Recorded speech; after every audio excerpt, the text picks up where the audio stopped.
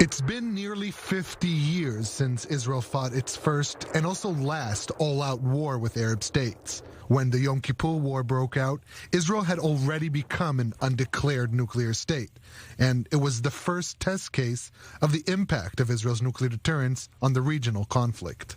When you introduce nuclear into regional conflict, it changed totally the strategic. It's a game changer. For decades, Dr. Dan Sagir has been researching Israel's policy of ambiguity regarding its undeclared nuclear program. In a new book, Dimona, Israel's Nuclear Deterrence, Sagir outlines for the first time how it influenced not only Israeli decision-making over the years, but also Arab leaders when facing Israel, like the leaders of Egypt and Syria in the 70s. The historian knows today that Sadat and Assad in October 73 planned a limited war to get back the territories that they lost 67. No more, no less. However, we figure out and we heard later that Sadat was fully aware to Israel's nuclear capabilities. We even have some evidence about it from various sources, which I mentioned in the book. One of those was former President Shimon Peres, who in one of his last interviews described an exchange between then-Deputy Prime Minister Yigael Yadin and Egyptian President Anwar Sadat, when Yadin came to the airport to pick up the Arab leader on his historic 1977 visit to Israel. On the way to Jerusalem, Yadin asked Sadat, "Why didn't you advance past the Mitla? Why didn't you advance past Ashkelon?" Sadat replied, "You have nuclear weapons. Haven't you heard?" Since the 1960s, multiple Arab states have tried and failed to establish an Arab bomb in response to Israel's undeclared capabilities. And with Egypt abandoning its own nuclear program and then signing a peace deal with Israel in 1979, the next challenge for Jerusalem came further east, from Iraq.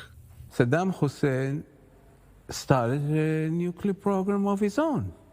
And Israel, for the first time, found itself in a challenge by an Arab leader who developed a program of himself. In the book, Sagir reveals never-before-seen protocols of cabinet meetings which show how the war-prone dictator was deterred by Israel's nuclear posture and how it prevented Iraq and other Arab states from initiating wars against Israel. And when the Arabs start mobilizing, Israel is going to tell them, "We will hit you with an atomic bomb." That's Saddam Hussein said. So should the Arabs stop or not?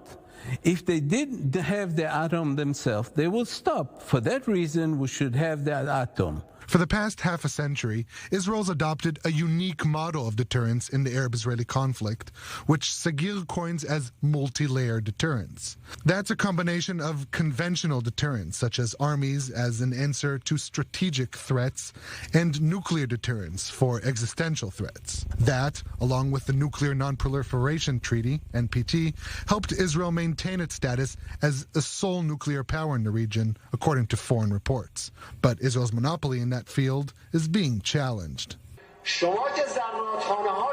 Israel has nuclear arsenal factories. You're using nuclear weapons against nations and humans. In the world, you're using chemical weapons during the Iraq War. Who are you to cast doubt on Iran's nuclear activities?